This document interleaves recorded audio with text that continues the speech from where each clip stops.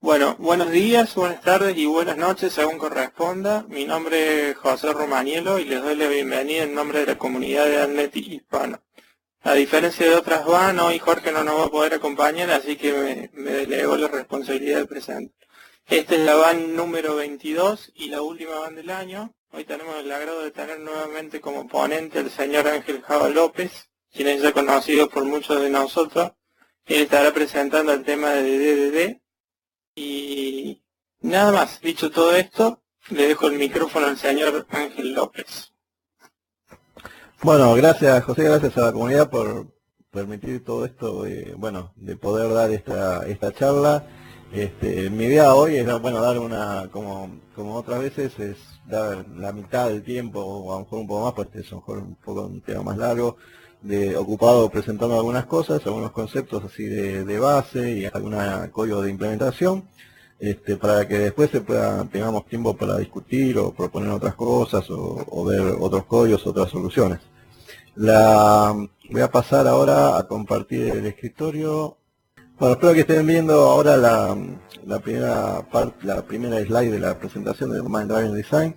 Como otras veces, vamos a dejar ahí en el wiki de la comunidad de AdNet hispano la presentación, con el video, también el tema del video y enlaces que se vayan nombrando acá si no se alcanza a anotar alguno. Bueno, la idea sería la presentación esta que estoy dando, está basada principalmente en dos libros, en estas dos bibliografías que estoy mostrando. Una, por un lado, un libro muy conocido de Eric Evans, que de alguna forma ha traído el tema de DDD al tapete en este siglo. Y por otro lado, lo que tenía el libro de Eric Evans, que si bien es muy conceptual, muy sustancioso y muy interesante leer, como que le faltaba una especie de bajada a tierra de una implementación en concreto, así que también les recomiendo otro libro, que es el de Jimmy Nilsson, donde él aplica todas las ideas de Evans, y aparte aplica también una metodologías ágiles, y aplica por ejemplo TDD, y lo aplica prácticamente la tercera parte del libro se va en el tema de TDD con C# y .NET, lo cual es un libro bastante bienvenido para la comunidad porque faltaba un poco esa literatura de base. Hay otros libros también, si ustedes pueden descargar también este libro de la gente de InfoQ, lo pueden buscar como DDD Quickly, si no ya anotar el enlace. Creo que había que registrarse nada más, pero bueno, es un resumen hecho por la gente, curiosamente de la gente de server side de Java, de Floyd Marinescu y compañía, que son toda gente que trabajó ya con dominios, con modelos de dominio en Java, y que para nosotros, para .NET, vamos a ver ahí un momento, una slide histórica que era un poco más raro, y voy a comentar algunas opiniones personales mías de por qué fue tan raro para gente de .NET, a lo mejor llegar a esto que es lo vamos a ver modelo dominio, y aparte todo esto dirigido por el dominio. Bueno, la idea es que de hace tiempo nosotros siempre estamos trabajando en el desarrollo de software, y durante mucho tiempo nosotros, cuando yo recordaba cómo se trabajaba para desarrollar un sistema, un software, muchas veces comenzaba por ejemplo con la base de datos. O sea, era muy común decir, trabajamos ahora armamos toda la base de datos, y hasta que no esté a lo mejor diseñando la base de datos lo empezamos a programar encima. Bueno, había todos temas de procesos y metodologías como proceso en cascada y tener un diseño grande al principio y demás. Pero bueno, desde hace algunos años tenemos orientación a objetos. Curiosamente, la orientación a objetos aparece como en un lenguaje más o menos difundido como Smalltalk, pero no llega a ser, digamos, del mainstream de desarrollo de aplicaciones comerciales de otro tipo. Así que a nosotros nos llega mucho de orientación a objetos en los 80 de la mano de C++, de alguna forma. Y después, a mediados de los 90, el otro gran impulso que se le da a la orientación a objetos para que la gente lo maneje para todo tipo de aplicaciones, y especialmente empresariales, es con Java. Que Java al inicio, en el 95, estaba totalmente basado en objetos, con Garbage Collect y demás, que hoy, por ejemplo, un montón de cosas que nosotros disfrutamos en .NET, ya las tenía Java a mitad de los 90. Pero hay que reconocer que Java todavía le faltaban algunas cosas para hacer el tipo de aplicaciones que hoy tenemos, que hoy podemos hacer. Entonces empezó a aparecer en parte de la gente de Smalltalk, después la gente de Java, de toda la gente de orientación a objetos. Por ejemplo, vean que curiosamente gran parte de lo que es XP y demás nace de la gente de Smalltalk, de Ken Beck y compañía. Vean que también, por ejemplo, ideas como TDD se implementan primero en Smalltalk. O sea, hay varias cosas que hemos tomado de alguna forma de la comunidad de Smalltalk y que lamentablemente, no sé, por razones comerciales, históricas, Smalltalk ha quedado un poco más, digamos, como un lenguaje o como una tecnología, pero no se llama más que un lenguaje, digamos que no es parte de la corriente principal de desarrollo. Pero realmente hay que reconocer que muchas de las cosas que hoy usamos aparecieron en Smalltalk y en otros lenguajes, por supuesto. Por ejemplo, Java Collector, antes que Smalltalk, por ejemplo, estaba en Lisp, ¿no? Pero tenemos que reconocer que hay muchas cosas que aparecen ahí desde Smalltalk. Entonces, la idea que va a aparecer hoy es que en vez de estar tanto focalizado en temas técnicos como la base de datos y demás, a partir de metodologías ágiles y ideas de Evans y de otros, aparece el tema de focalizar el diseño en el dominio. Digamos, ¿qué es eso del dominio? Pues, digamos, las actividades del usuario, del que va a usar o del que nos contrata para hacer el sistema, más que en temas técnicos que a lo mejor nosotros nos enredamos y nos gusta tanto enredarnos al principio. Entonces, ¿qué está al final el dominio? El dominio, para esto debo haber sacado del libro de Evans, es el área donde el usuario aplica el programa que construimos. O sea, si fuera una agencia marítima, el dominio tendría que ser objetos entre comillas reales, como buques, contenedores, cargas, puertos, armadores, contratantes y demás. Hay otros dominios que son donde los objetos son más intangibles, como un sistema administrativo, pero de alguna forma tendríamos el dominio es, digamos, lo que el usuario maneja más que lo que nosotros manejamos. Pero uno no puede modelar, o sea, no puede armar el dominio completo, sino que uno siempre, en cualquier otro caso, no solamente el dominio, lo que nosotros tenemos son modelos. O sea, de alguna forma es una palabra que es una de las palabras más polisémicas, de alguna forma usadas por nosotros, pero para esta presentación y para lo que muestra Evans en el libro y también Nilsson, el modelo, digamos, una especie de representación parcial de algo. Puede ser modelo de dominio, modelo de deployment, modelo de distribución, lo que sea. Pero es digamos, como sería el mapa y no el territorio. Es una especie de abstracción, no tiene todo lo que tenía el dominio original, y de alguna forma es también una herramienta para comunicarnos entre nosotros cuando trabajamos en equipo, para tener en claro qué es lo que estamos modelando por ahí abajo. Pero puede haber varios modelos en el sistema y siempre hace rato trabajamos con modelos. De hecho, si ustedes recuerdan, la UML, la M viene de modelo, o sea, es parte de lo que hace años incluso estamos trabajando. Entonces, el modelo de dominio, hay un énfasis en lo que vamos a ver hoy en el modelo de dominio, o sea, el ser que haya un modelo que sea la representación parcial, una herramienta de comunicación, sobre el área de actividad del usuario del sistema que estamos armando. La idea movida de alguna forma por Evans y compañía, es que haya este modelo, sea de alguna forma el corazón del software que vamos a armar, y que no haya un modelo, por ejemplo, de implementación del dominio, sino prácticamente que el modelo de dominio que uno analiza también sea el que se implemente. Va a quedar un poco más claro ahora cuando veamos algunas imágenes. Entonces dice, la idea de Evans, y ahí viene una vuelta de tuerca con respecto a otros modelos de dominio, es que el modelo de dominio que nosotros hacemos de análisis cuando vamos relevando con el usuario, ya sea con una metodología de waterfall o una metodología ágil, cuando nosotros vamos descubriendo cuál es el dominio del usuario y lo vamos modelando, o sea, hacemos una abstracción parcial y demás, cuando lo vayamos a implementar, sea prácticamente el mismo modelo de implementación. Por ejemplo, como contrapartida, uno diría, bueno, pero esto es lo natural, pero no ha sido siempre lo natural. Realmente después, cuando nosotros lo implementamos, empezamos a trabajar, a pensar en tablas de una base de datos, O por ejemplo, si ustedes ya trabajaron con .NET, habrán visto las implementaciones de la guía de arquitectura de Microsoft del 2001 y que ahora apareció la segunda edición hace un tiempo, donde ellos separan entre Business Entity, Business Component y una serie de componentes donde cualquier dominio que nosotros hayamos hecho de análisis se va perdiendo ahí abajo en una implementación que no es lo mismo. Entonces es como que nosotros estamos trabajando como con dos lenguajes, el lenguaje del dominio, del usuario y demás, y con otro lenguaje de implementación. Y cuando nosotros tengamos que cambiar algunas cosas de uno, y vamos a tener que cambiarlas en otro lenguaje, es como si estuviéramos trabajando y traduciendo de un lenguaje a otro a cada momento. Entonces dice Evans, eso hay que pararlo, o sea, tiene que haber un solo modelo de dominio. ¿Y por qué no se adoptó antes un modelo de dominio único? Porque siempre hubo problemas tecnológicos, de alguna forma y de otro tipo, para implementar de una forma pura este concepto de modelo de dominio. Y el libro de Evans, de alguna forma, brinda, hay una serie de patrones que vamos a visitar, explicando cuál es la propuesta de él para que eso no pase el tema ese de tener separado la parte tecnológica de la parte de análisis.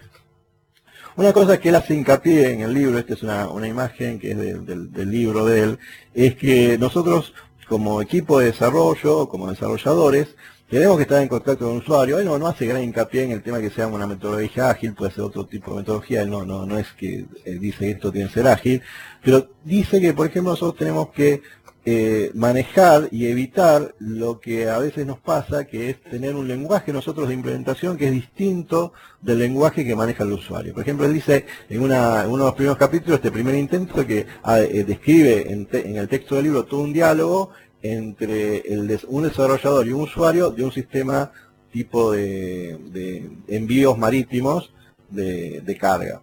Dice, bueno, el usuario trata de hablar de temas como, bueno, lo que es una carga y demás, y el desarrollador a cada rato lo interrumpe y le habla, bueno, pero esta operación entonces tenemos que grabar tal cosa en una tabla y tenemos que borrar tales filas, y el usuario lo mira como diciendo, bueno, pero no sé qué me estás hablando, de qué es eso. Entonces, él pasa ahí, y acá acá vamos a ver rápidamente, pasa a mostrar que en realidad se puede ir refinando lo que uno habla con el usuario y demás para manejar no conceptos así como de tablas, lo voy a grabar en tal lado, voy a grabar tal columna, el movimiento lo voy a grabar de tal forma y demás, sino tratar de llegar con el usuario, en vez de tener, por ejemplo, de manejar una tabla donde yo ponía ante un cargo, ante una carga, ponía, bueno, tal carga va en tal buque y sube en tal puerto y baja en tal otro, y todo el diálogo se basaba en esa tabla.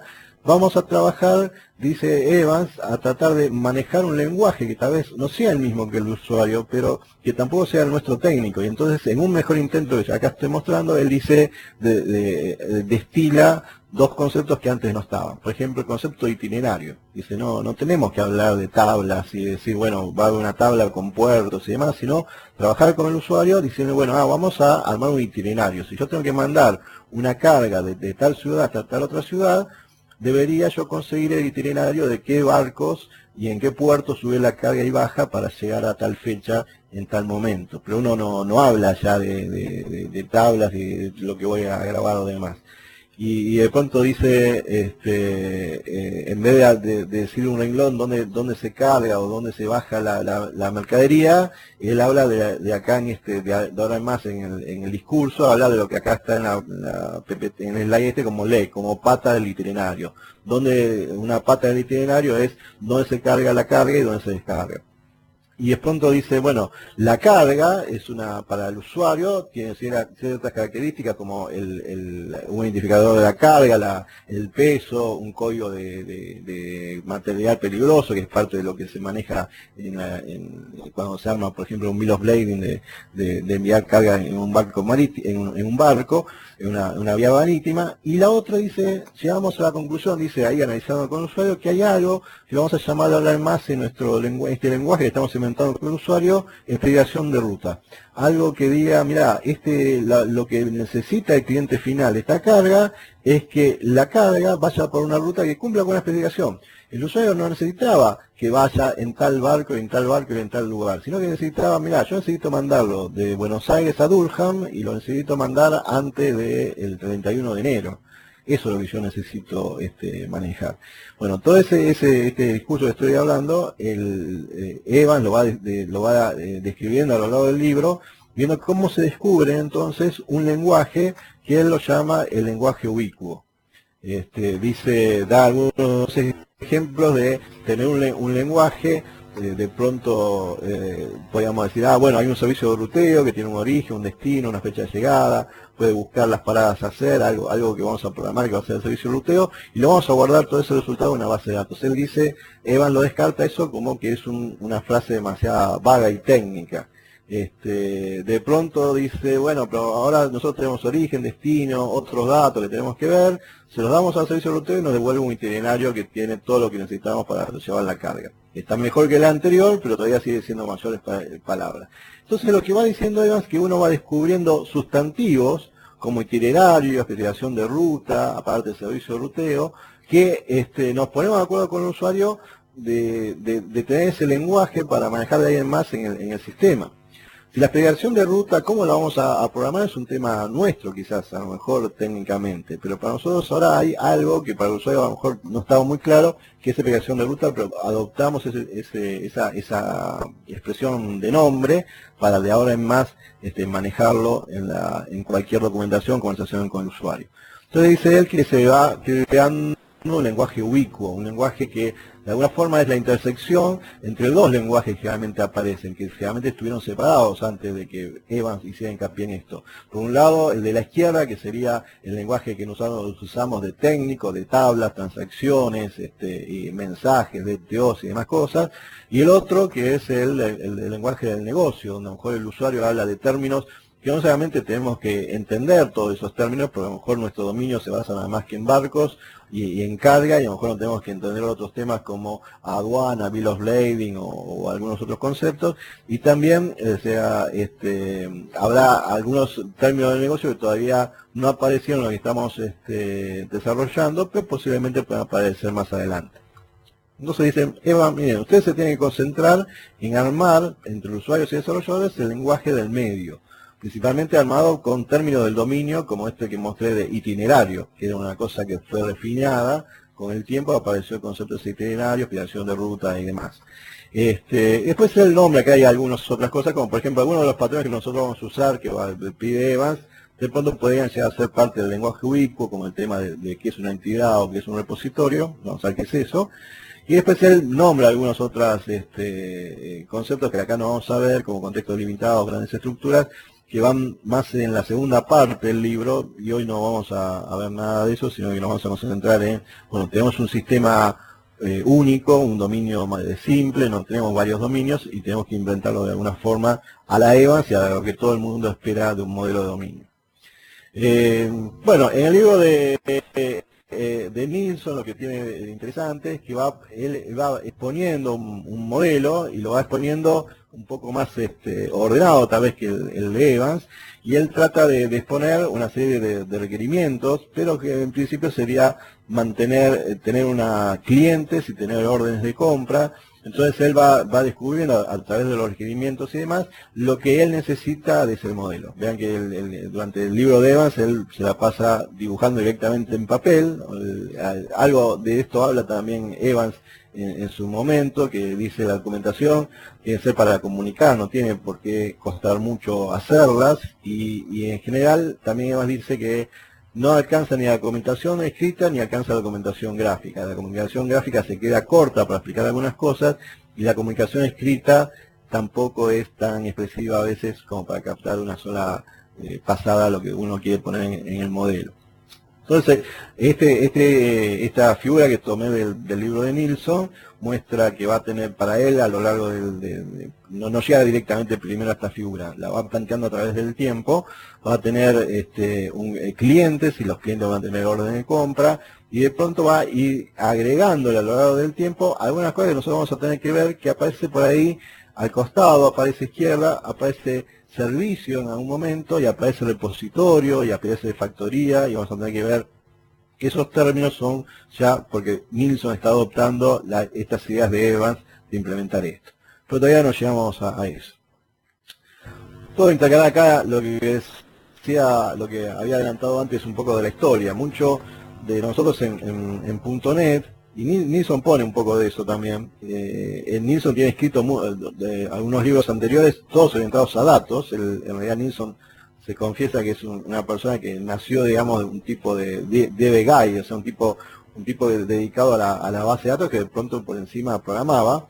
Pero mucha de la historia de Microsoft fue siempre data oriente, desde DAO, RDO, ADO, Access, ADONet, Data Binding, seguimos teniendo Data Adapters, todo, o sea, todo estaba muy orientado a datos durante las herramientas que aparecieron cuando apareció Windows y después en los 90 apareció Visual Basic, Access y demás, mientras que cuando llegó .NET, hasta tenemos dataset, tenemos data reader, tenemos ADO.NET y demás, que también sí mucho orientado a datos, a pesar de que tenemos dataset tipados y demás, estaba todo muy orientado a datos. Pero Nilsson, por ejemplo, plantea en parte del libro que una vez fue a una conferencia de Java y preguntó, bueno, ¿y ustedes qué usan como recorder conectado y demás? Y la gente de Java se lo quedó mirando porque en realidad la gente de Java de siempre, de los 90, trabaja con, digamos, algunas aspiraciones del modelo de dominio, o sea, de manejar directamente objetos.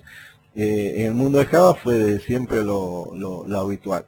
Lamentablemente en el mundo de Java, parte de lo que se tenía que armar de eso fue de alguna forma ligado a sugerencias de bajada de línea de la gente de Sun, la empresa que creó Java, y que puso una aplicación que se llama Java Enterprise, y apareció algo que se llama Enterprise Java Beans, una aplicación que trataba de implementar un modelo de dominio yo diría que de la forma más horrible que se podía haber ocurrido, pues estaba realmente la implementación de cómo hacer un servidor dentro de Java Beans y demás, estaban todas las cosas ligadas, definidas de alguna forma muy para distintos vendors.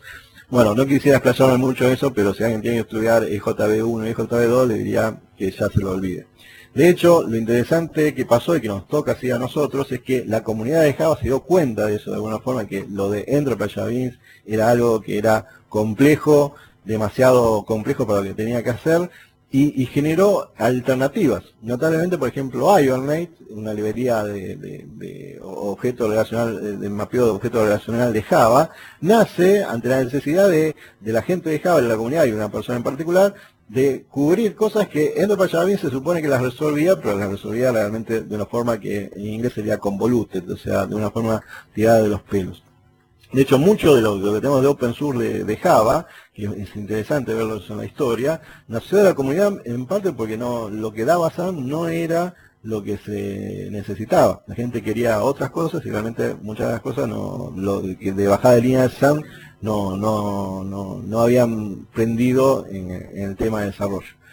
Sin embargo, hay que reconocer que Sun hizo bastante esfuerzo, pero por ejemplo, cuando yo lo vi por primera vez en Enterprise Java Beans también me pareció medio complejo, pero yo decía, bueno, sería mi particular opinión, algo que veo yo de acá de Argentina, pero después aparece en esto 2001, creo que fue, el libro de Rod Johnson, el creador de Spring Framework de Java, que vean que después él lo portó con otra gente a Spring Framework de .NET, donde él describe ahí en un libro de desarrollo empresarial de Java, que él pone todas las tecnologías que hay de alguna forma y en algunos capítulos le pega muy duro a Enterprise Java Beans. De hecho, después el mismo libro lo escribió cómo implementar todo eso sin Enterprise Java Beans. Escribió todo un libro sobre cómo implementar aplicaciones empresariales sin tener que meterse en esa camisa de 11 varas.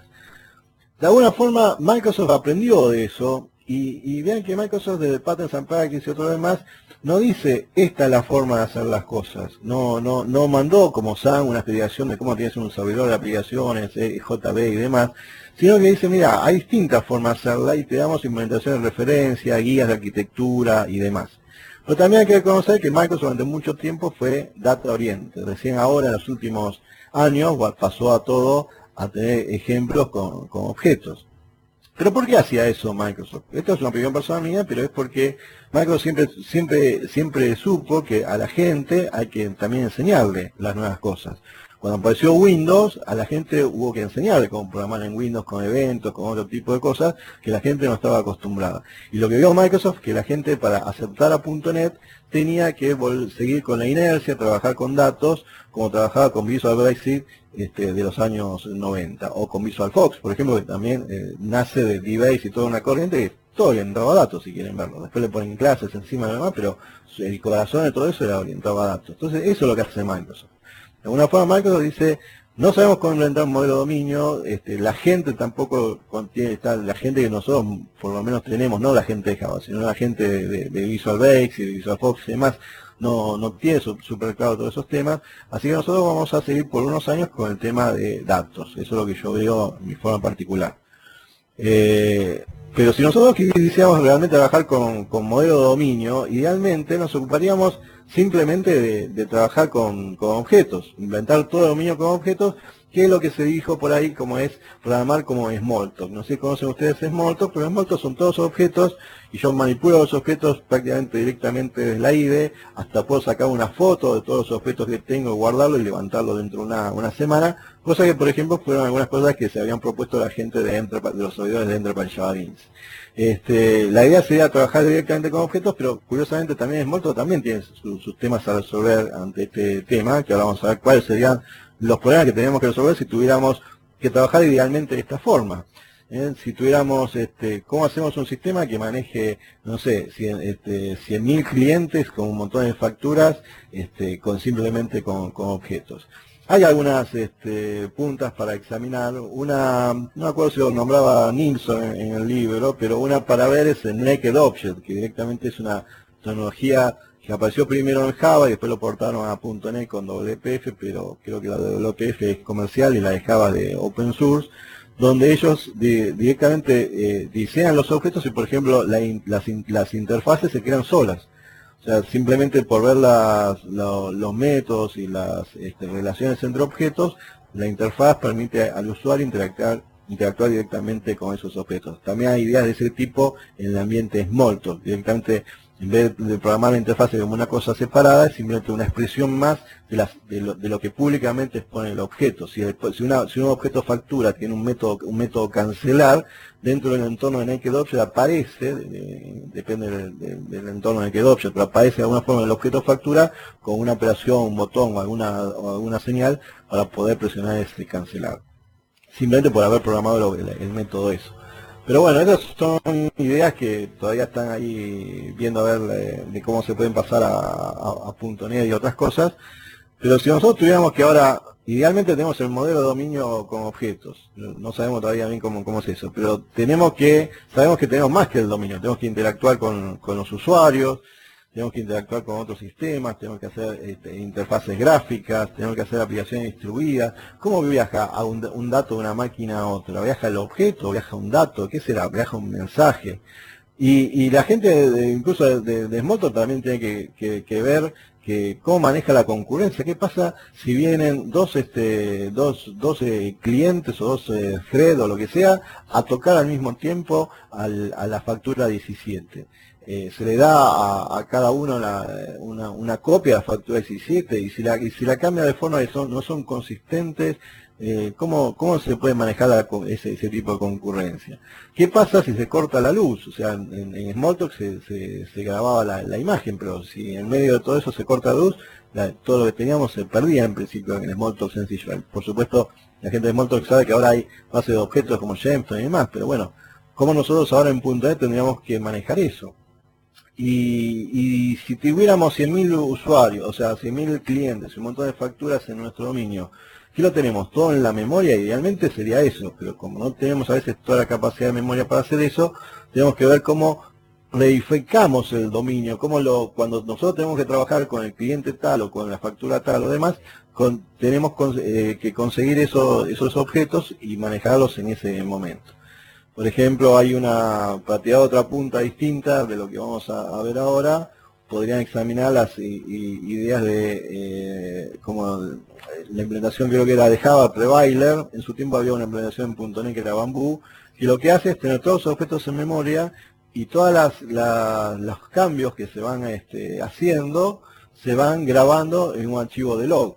O sea, cuando yo digo tal factura la cancelé, se graba en un archivo de log, se canceló tal factura. No se graba las facturas, se graba el archivo de log, en el log los cambios, lo que vamos a ver que son los comandos que le mando al dominio. Eso permite que y cada tanto, digamos por día o cada 12 horas, sacamos un snapshot del dominio y lo pasamos a disco.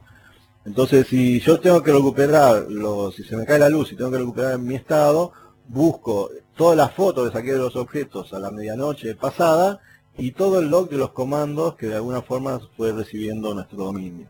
Bueno, eso no, vamos a ver que hay unas ideas ahora de Common Query Separation hacia el final, esa todavía no me cayó la ficha en todos los temas que están tratando de solucionar, pero no es lo que vamos a hacer ahora, que es directamente no trabajar con el dominio en memoria, sino la parte que nosotros necesitamos.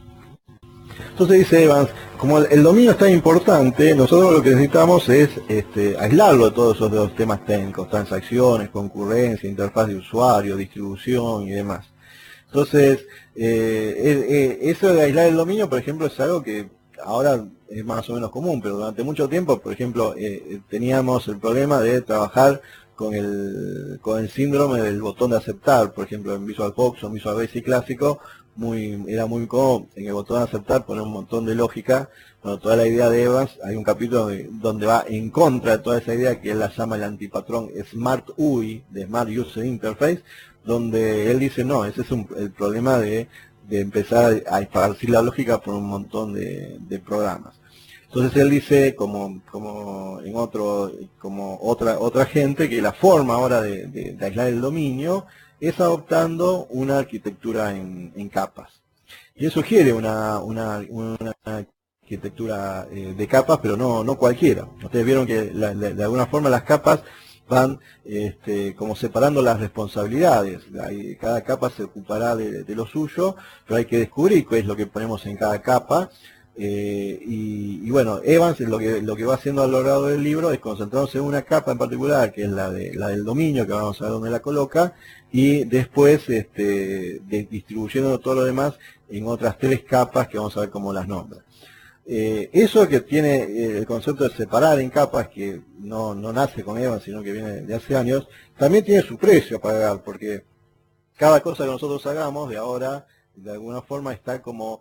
si yo tengo que, por ejemplo, calcular, no sé, el itinerario o dar de la carga, por ejemplo, no sé, calcular la retención de ganancia de una factura o lo que sea en un sistema, o dar de alto una factura y entonces reservar el stock y generar la minuta contable y hacer una orden de producción por las cosas que no están en stock porque se produce esa venta.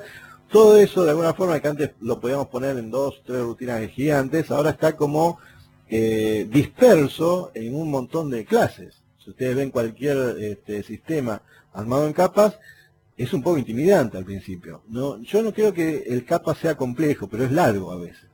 Entonces esa es la contra, a lo mejor, de que nosotros, cada cosa que hacemos, cada botón que el usuario presiona en una página web o lo que sea, termina atravesando por un montón de capas, cuya lógica la tenemos que rearmar mentalmente. Y ese es el precio a pagar, que nosotros como seres humanos no vemos muy fácilmente cosas que están dispersas.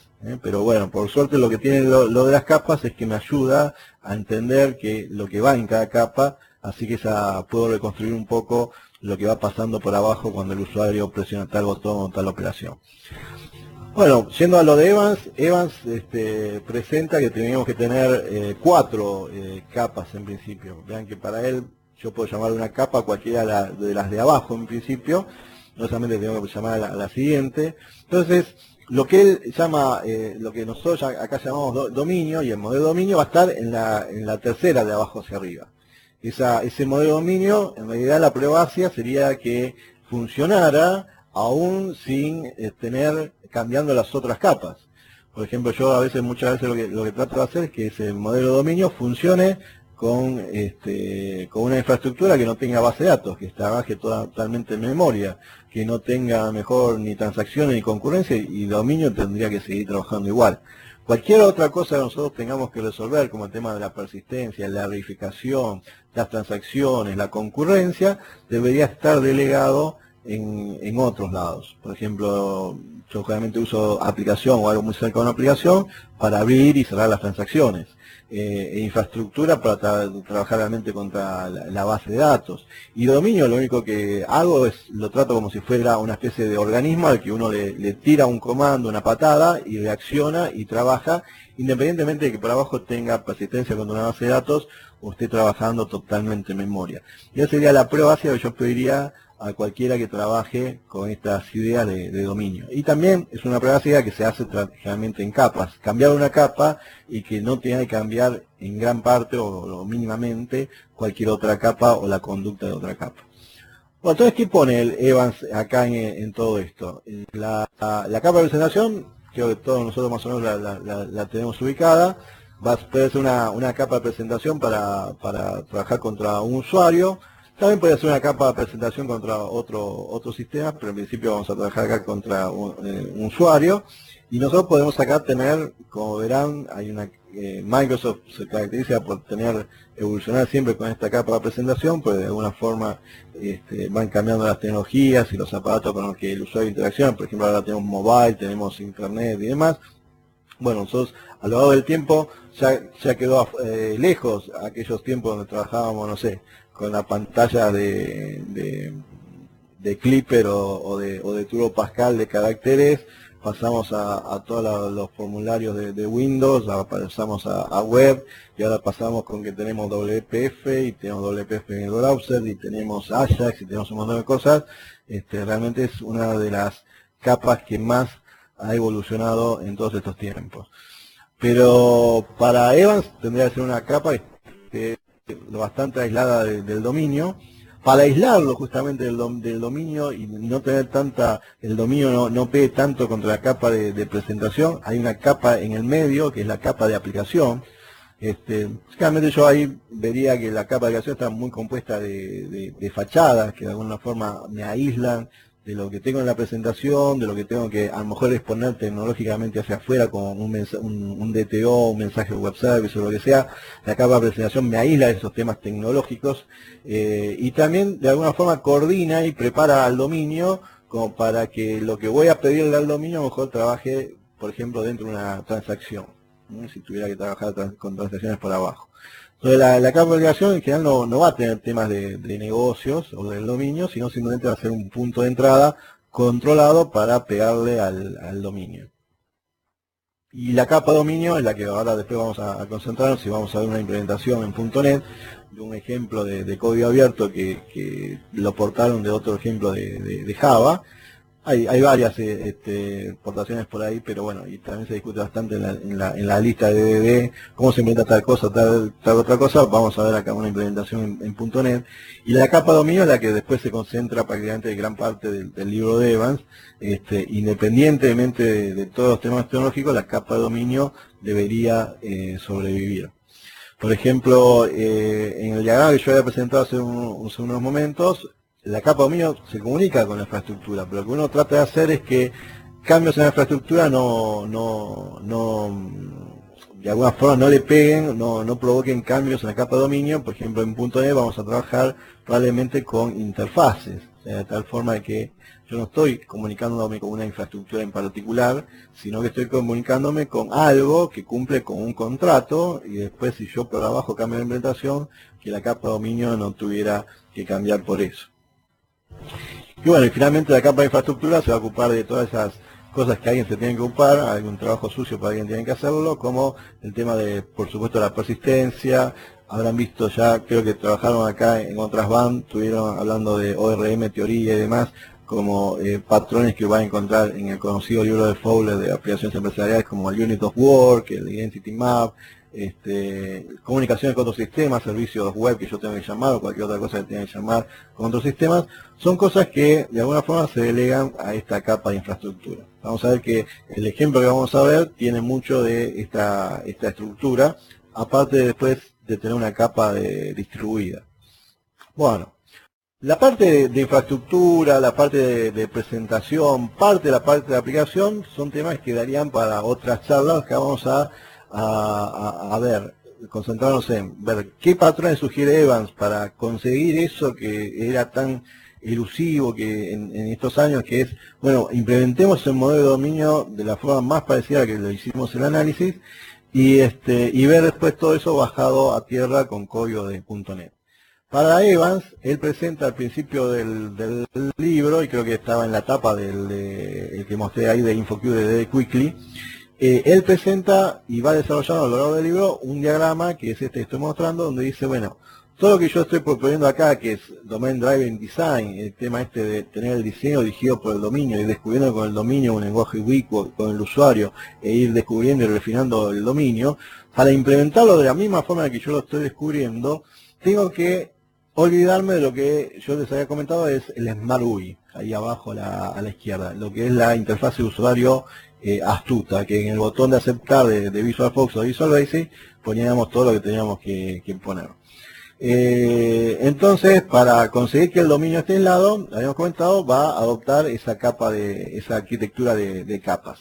Y va a expresar el modelo con una serie de patrones, de los cuales los que está acá puestos son entidades, los que llamamos value object y los servicios.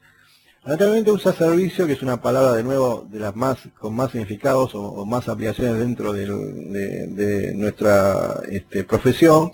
Vamos a ver que acá, cuando ustedes tengan que hablar de servicios en alguna lista o en lo demás, van a tener que especificar directamente que son servicios del dominio. Y vamos a ver dónde aparece un servicio de dominio. Por ejemplo, hoy había aparecido ahí al pasar que iba a haber un servicio de ruteo.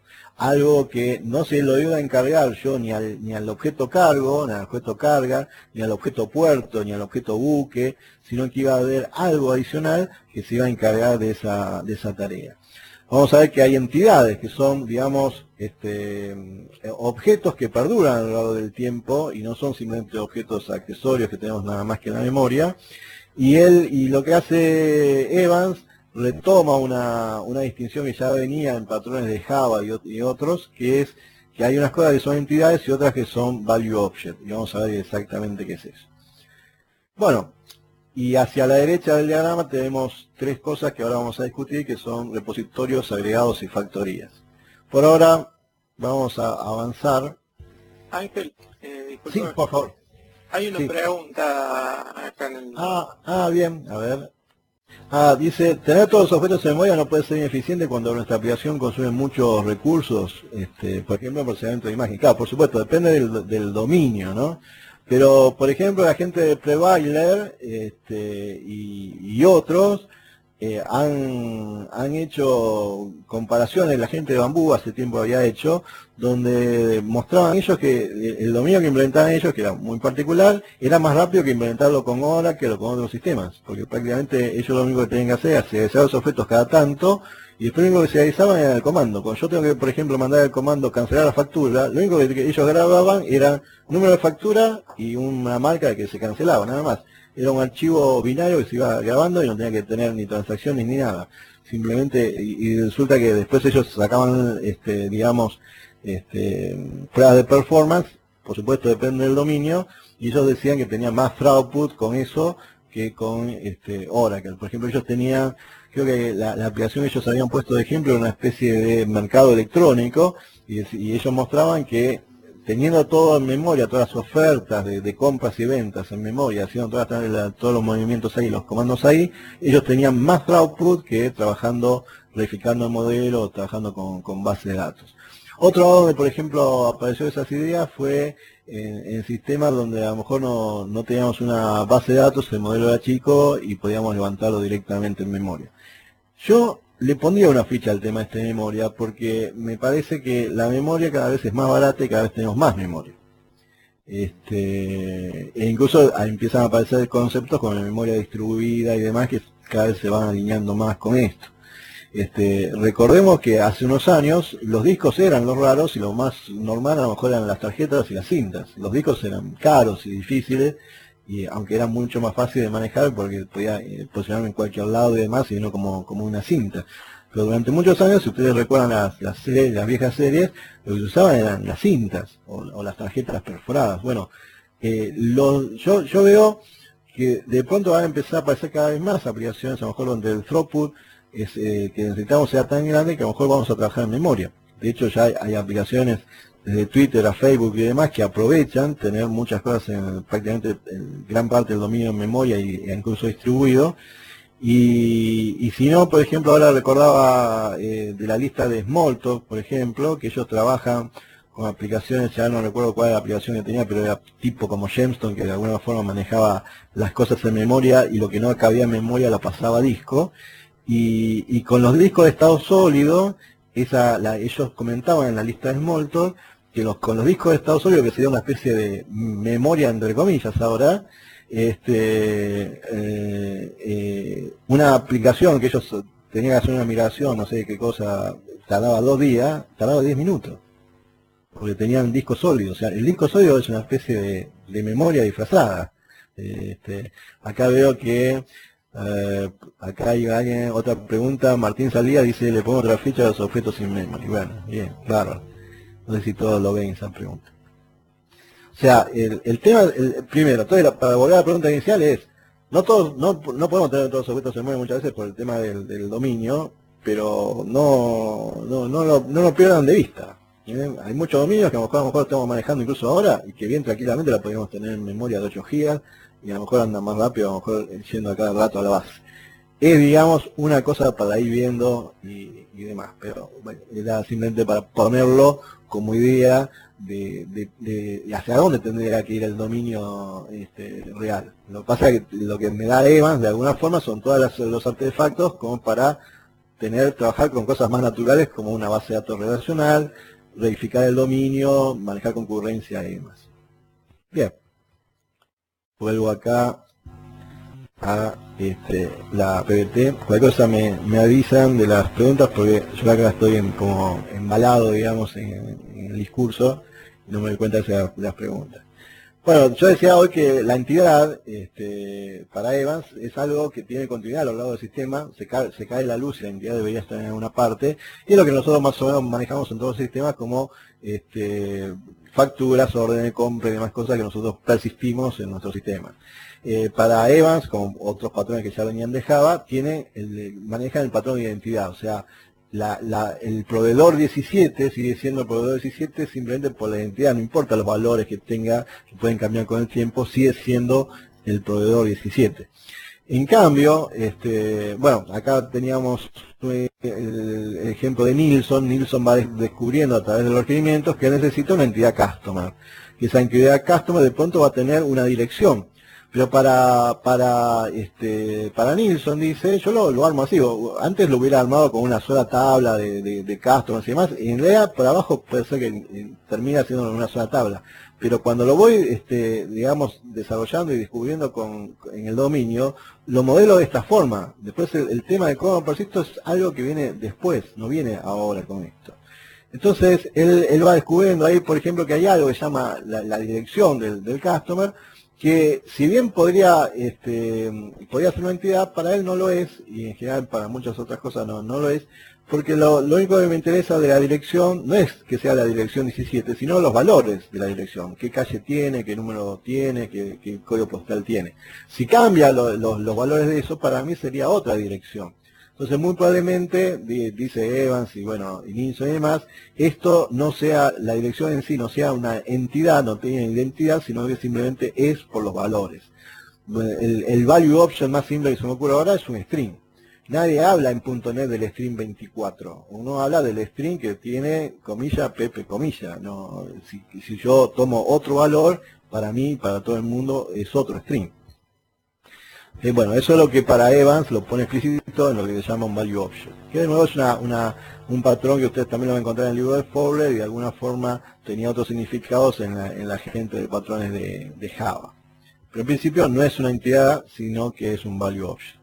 Pero, y acá viene un patrón interesante, porque dice Evans, bueno, yo puedo hacer todo esto del dominio, yo puedo manejar dirección, puedo manejar cliente, todo lo demás, pero, dice Evans, yo tengo que poner algo que es lo más parecido a tecnología que aparece después en todos estos patrones, que es el de repositorio. Dice, incluso en Smalltalk, yo puedo tener todos los objetos en memoria, puedo tener todos los clientes, todas las facturas, todo lo que sea, pero cuando alguien me viene de afuera y me dice, mira, tenés que cancelar la factura 17 porque recordemos que las entidades tienen identidad, ¿Cómo consigo la factura 17?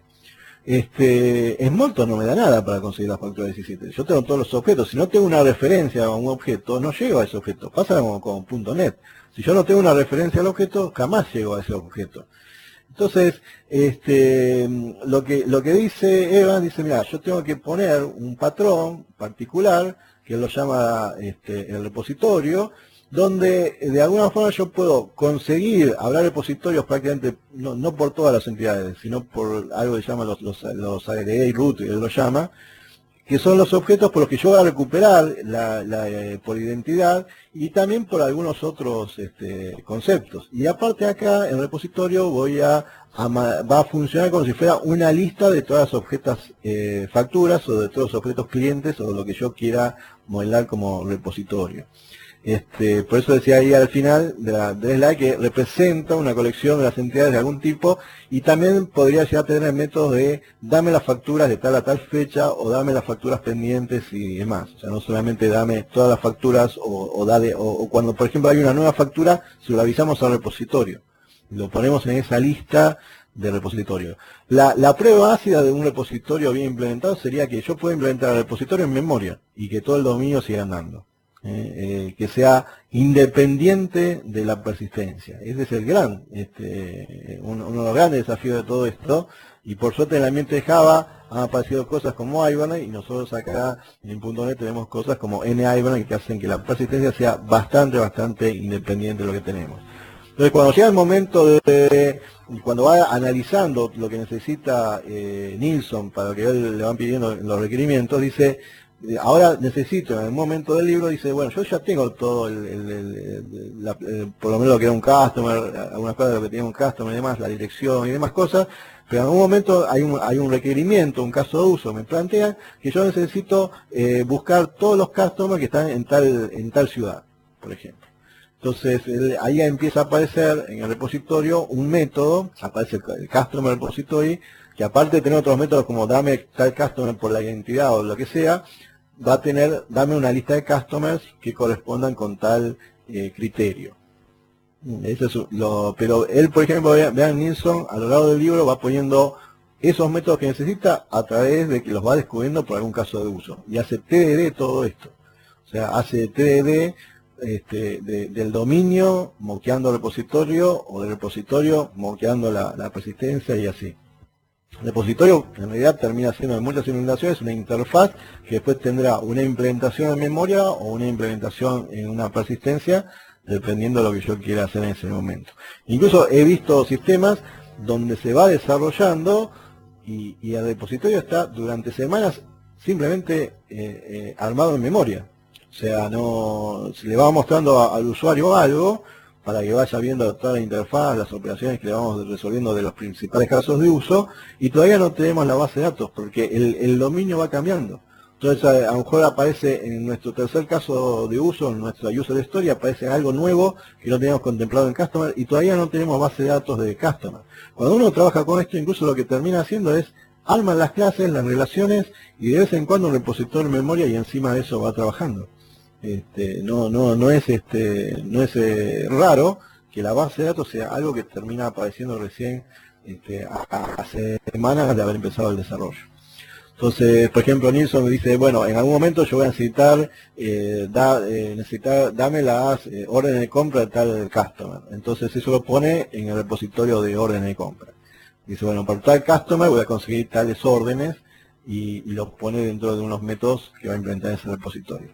Lo que tiene interesante Nilsson es que él implementa después en la infraestructura algo sobre NHibernate, pero que yo recuerde no lo tiene publicado el código, es un código que lo implementó para su empresa y tal vez esa la pata que le falla al libro, es que justo me muestra toda la receta, me muestra la torta, me muestra todo, pero me dice la pongo en la heladera y no se come, o sea, no tengo todo el código de que él implementa después finalmente por abajo. Para ir apurando y para ir llegando viendo algo de código, Evans también plantea que yo puedo tener lo que él llama agregados. A veces tenemos, por ejemplo, tenemos orden de compra y la orden de compra tiene renglones. la factura puede tener renglones. También puede ser que tengamos clientes y las clientes tengan facturas. Él dice que hay, algunos de estos casos son agregados. ¿Y qué es eso del agregado? Dice, va a quedar un poco más claro con un dibujo. Dice, un agregado es algo, Evan dice, es algo que... hay una pregunta, ¿no? Acá hay una pregunta, Darío. Un valioso se llama objeto que solo tiene estado y no comportamiento. O sea, no, puede ser que tenga comportamiento. Lo que no tiene es identidad. O sea, no tiene ninguna identidad. No hay dirección 17. Después puede ser que tenga comportamiento, no se me ocurre ahora un comportamiento de dirección, pero podría tener un método de comportamiento. Pero lo que no me interesa a mí es tener, mirá, esta es la dirección 17 y si después cambio la calle y demás, sigue siendo la dirección 17. Pero eso depende del dominio. Por ejemplo, hay casos, por ejemplo, si fuera una empresa que brinda electricidad a distintos hogares, a lo mejor la dirección para mí es algo de mi dominio, porque yo tengo un medidor en la dirección 17, que a lo mejor cambia el nombre de la calle y demás, pero para mí sigue siendo el medidor de la dirección 17, pero porque a mí me interesa eso, porque ese dominio, dirección es una entidad y en otros dominios no. A ver, decíamos, Fabio, dice, la prueba de repertorio es que tiene que funcionar en RAM. Amén, dice Fabio. Sí, gracias Fabio. Y sí, siempre, yo hablo de pruebas ácidas, no siempre se puede hacer todas las pruebas ácidas, pero generalmente en cada arquitectura de alguna forma plantea algunos temas de pruebas ácidas. La arquitectura en capa plantea que yo cambio una capa y todo lo demás debería seguir andando igual. Y bueno, un repositorio que es un patrón, la prueba ácida sería que tendría que funcionar igual en memoria. No siempre es posible, pero se puede hacer varios de esos esfuerzos. Y había una tercera, Fabián Figueredo, de yo programo.net, ¿no, Fabián? Los value objects tienen que tener su propio repositorio. No he visto que tuvieran su propio repositorio. Puede ser que alguien lo discuta, pero no vi. Los value objects en general terminan, los repositorios son por las entidades e incluso no por todas. Por ejemplo, volviendo a la PPT, yo tengo acá que la orden, de pronto, todos mis casos de uso, de alguna forma, piden la orden 17. Nunca pido el renglón 24, de alguna forma, de la orden 17. Entonces, tranquilamente, lo que dice Evans es que esto es un agregado. Orden y la línea de orden es un agregado porque nunca voy por algún caso de uso directamente a la orden. Sin embargo, a producto sí puedo ir, por algún otro caso de uso no puedo ir directamente a producto, pero no voy directamente a la orden línea, a la línea de orden. Entonces él dice, esto es un agregado, es un dibujo que falta en UML, dice. Entonces yo en mi libro, y este es un dibujo de Nilsson, pero también lo tiene Evans en el libro, lo dibuja con una especie ahí de círculo, óvalo, lo que sea, diciendo, bueno, order line es parte del agregado cuyo, lo que llama el aggregate root, la raíz del agregado es la orden. Entonces dice, los repositorios son por los aggregate root. O sea, cuando yo grabo hay un repositorio de orden que se encarga de actualizar toda la orden, lo que sea, de borrar los renglones, lo que sea, pero que va la orden completa al repositorio. Y lo mismo customer, que tendrá a lo mejor un value object address o una value object reference person, de persona de referente, que también para él para Nilsson en este caso sería un agregado. Ahora, por ejemplo, que sea un agregado o no dependerá del dominio. Por ejemplo, yo puedo tener un dominio donde tenga auto y los autos tengan ruedas, y para mí yo siempre, y si yo soy, no sé, una empresa de alquiler de autos, mi entidad es el auto. Yo tengo el auto 17, el 24, le voy cambiando las ruedas, pero para mí sigue siendo el auto 17 de alguna forma. Pero nunca me interesa la rueda. Ahora, si yo soy a lo mejor una empresa, no sé, un taller mecánico, una empresa de mantenimiento de autos, a lo mejor sé que me interesa que la rueda 24 haya rotado dentro de la dotación de ruedas de los distintos autos, y para mí la rueda 24 es una entidad, más que algo que no me interesa identificarlo. Pero depende del dominio. Eso depende del dominio, dice que lo que yo veo acá, que puede ser porque uno tiende a pensar que es de uno a varios es un agregado. No, dice no, de customer a orden, por ejemplo, no es un agregado. Orden, tranquilamente podría ir a la orden 24 sin pasar por customer.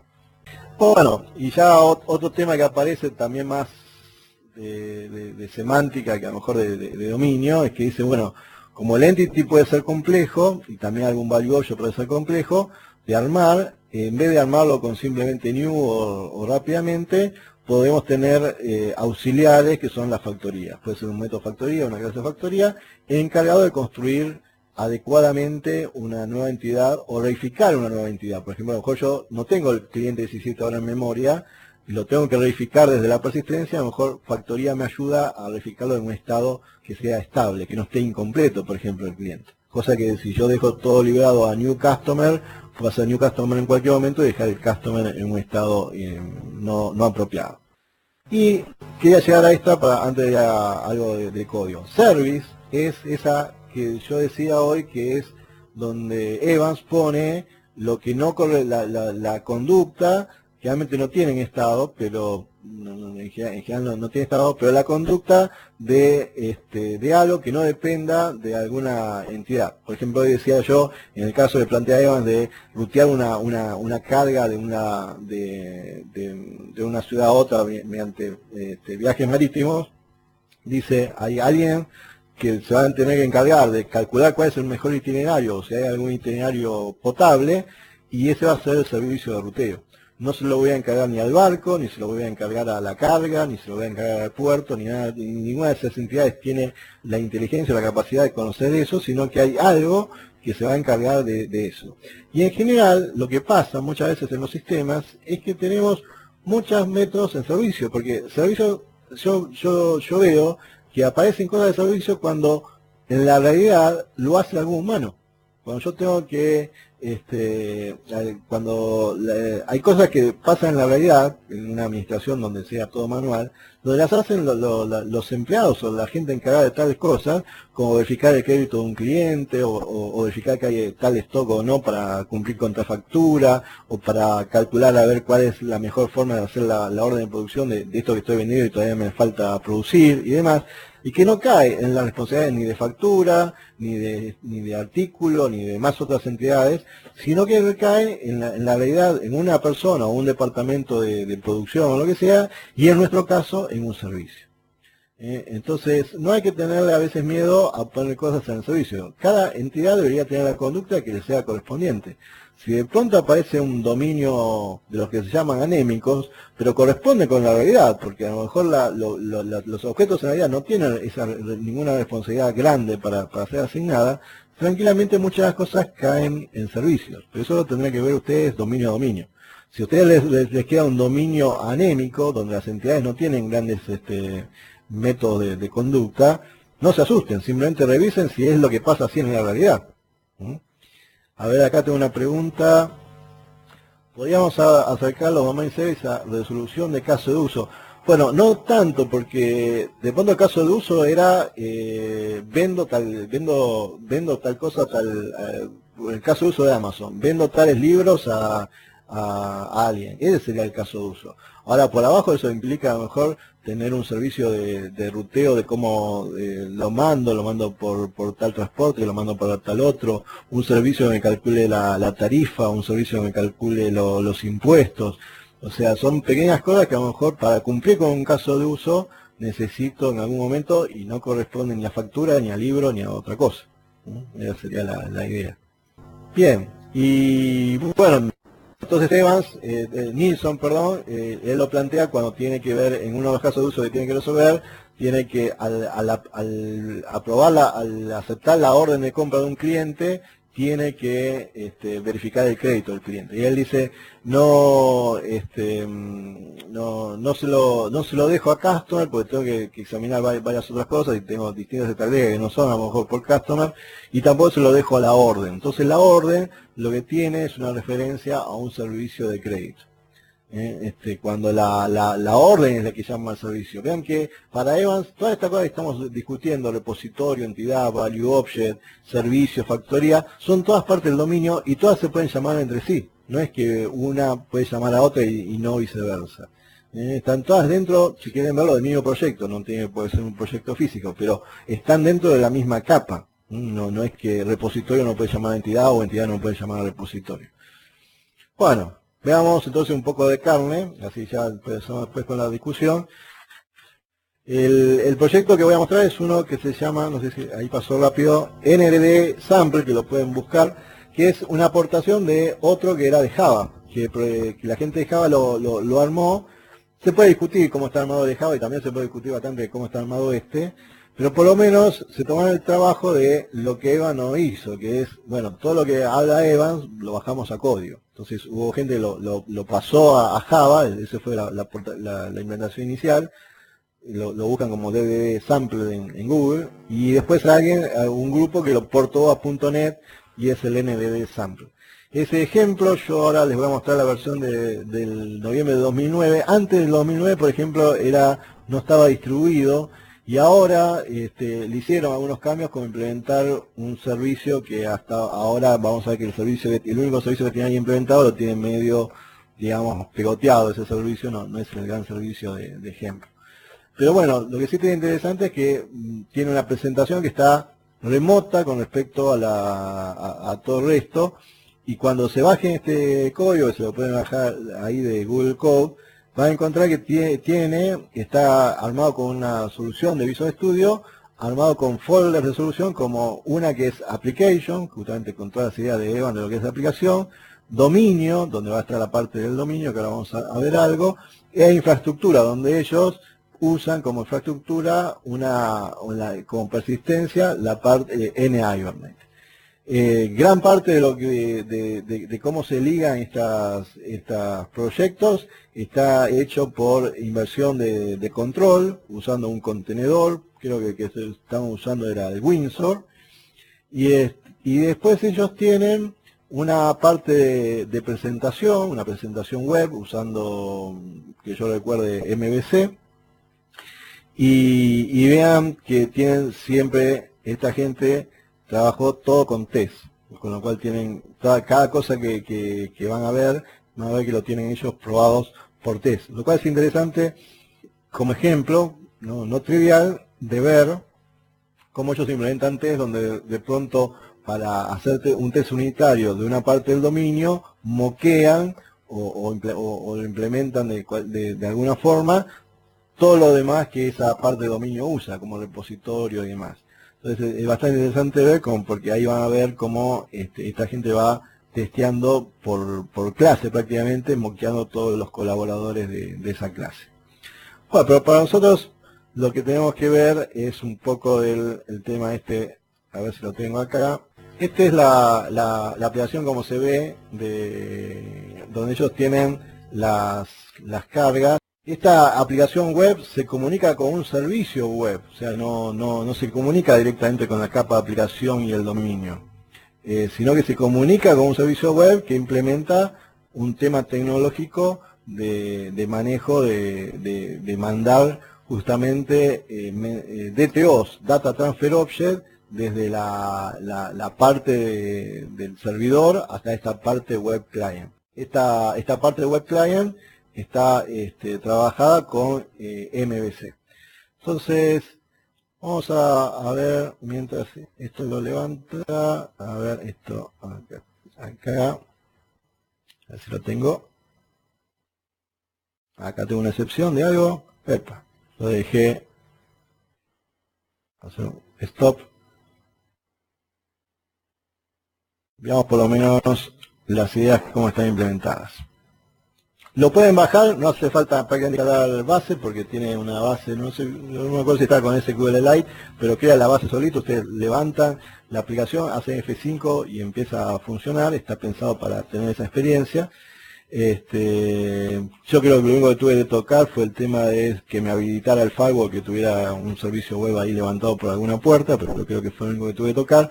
Entonces ellos, no sé si todo el mundo lo ve con esta resolución, pero tienen un dominio donde tienen el modelo. Por ejemplo, tienen el modelo de lo que es una carga.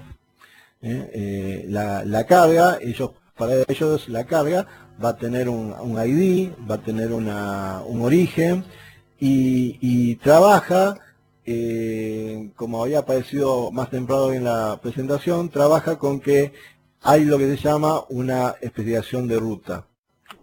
una explicación de ruta que dice, ahí está lo que se tiene que cumplir esta carga. Una cosa que tenga peso y demás cosas, y otra cosa es qué explicación de ruta tiene que cumplir. Tiene que llegar desde tal ciudad hasta tal otra ciudad, llegando por lo menos antes, digamos, del 31 de enero. Eso es lo que de alguna forma ellos lo tienen implementado. Estas son entidades que van a ver que esta gente, las entidades, las implementó a partir de una interfaz, a ver si la puedo mostrar acá, que es la e-entity, ¿no? Donde ellos implementan una comparación contra otra entidad basado en los IDs. O sea, la idea es no comparar por equal, si tienen que comparar dos entidades, sino basado por identidad. Mientras que también tiene otra interfaz para los value object, donde comparan los value object también de otra forma. Los compararán seguramente por el contenido. O sea, eso no se manejan con el punto equals y el get code, sino que se manejan, por un lado, comparando por las identidades de las entities, y por otro lado, comparando los valores en los value object.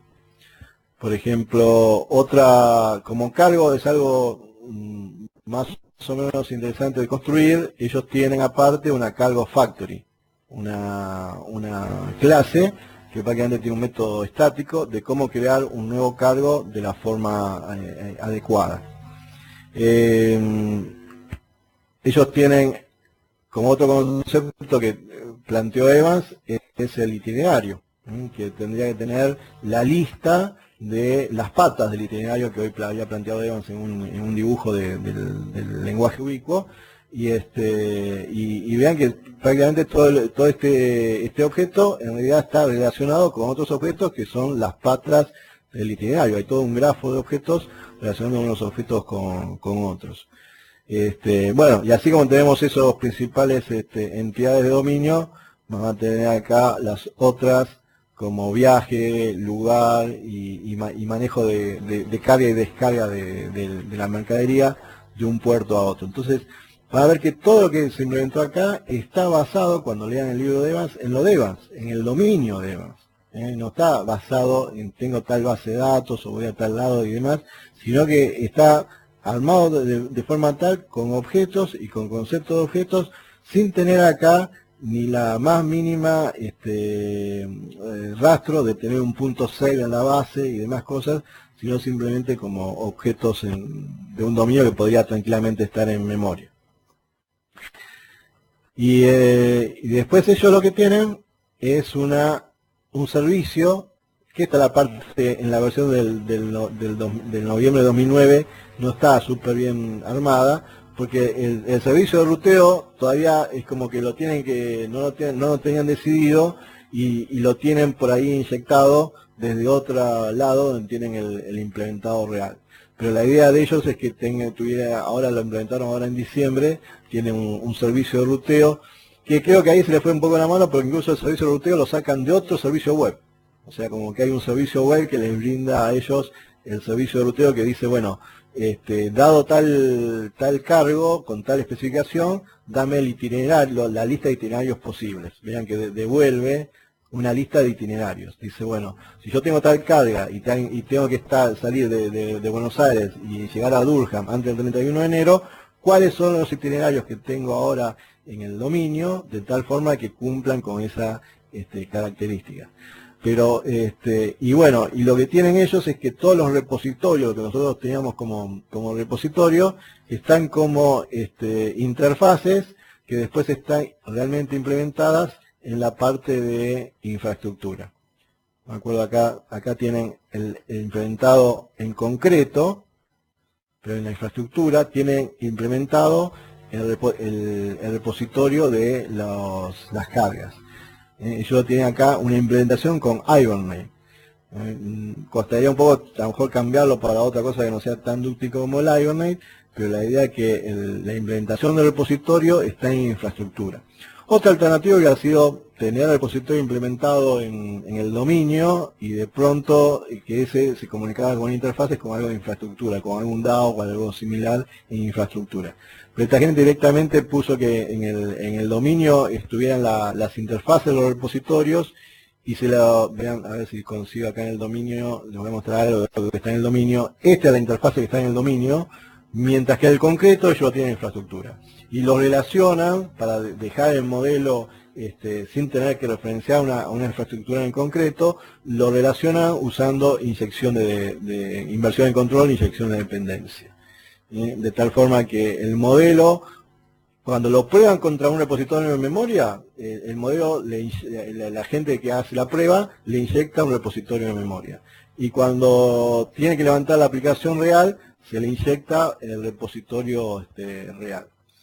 Todo eso está planteado por test. Si yo vengo a ver, por ejemplo, los test, a ver si lo tengo acá, para encontrar, para que vean, a ver si, no sé si todos lo ven, que hay unos test que usan el repositorio ese en memoria, pero que lo único que hacen es implementar eso que estaba en el dominio. La interfaz del repositorio está en el dominio, la implementación ahora es algo acá que está en el test, así como la implementación real está en el environment de infraestructura. Y bueno, después cuando tienen que plantear la parte de la segunda capa, que es la de aplicación, si voy a ver acá la de aplicación, son prácticamente servicios, vean que acá ellos los llaman service, a ver si lo puedo ver acá, y booking service y demás, pero que ya no son los services de lo que hablaba Evan, son simplemente el service layer, podríamos decir, fachadas, que están en la aplicación, que son los puntos de entrada que tiene el resto de la aplicación.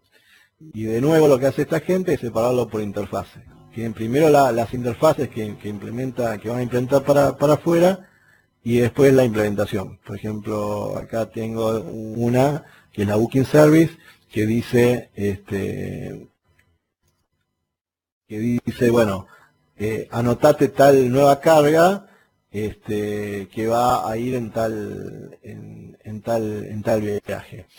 Ahora, vean que es esta parte donde ellos arman la transacción. Como yo decía hoy, parte de la parte de aplicación, puede ser o no la responsabilidad, podría poner cerca de acá, si quieren discutirlo más fino, pero en algún momento cerca de la aplicación y no en el dominio, es donde ponemos este tema de las transacciones. O sea, el dominio vive sin saber que hay transacciones, sin saber que hay concurrencia, sin saber que hay persistencia, lo más posible ignorante de todo eso. Él vive como Gautama en su palacio, sin saber de toda la desgracia del mundo. Bueno, esto es lo que trata de hacer el dominio. El dominio es una especie ahí de Gautama que está sin saber de todos estos temas que nos toca todos los días, y alguno que empieza a hacer ese trabajo sucio es parte de acá de la application. La application es el que maneja esto. No sé si notan que esta aplicación, como en muchos otros casos, esta clase necesita ayudantes, y los ayudantes se los van a inyectar por el constructor, y esta gente pone que todos los ayudantes son interfaces. Compraron toda la idea del libro de Gamma y de la banda de los cuatro de programar siempre contra las interfaces. Este Booking Service, que es un service de aplicación, no de dominio, necesita, del dominio necesita tres cosas: el repositorio de cargas, el repositorio de lugares y el servicio de ruteo. Este es un servicio de ruteo del dominio.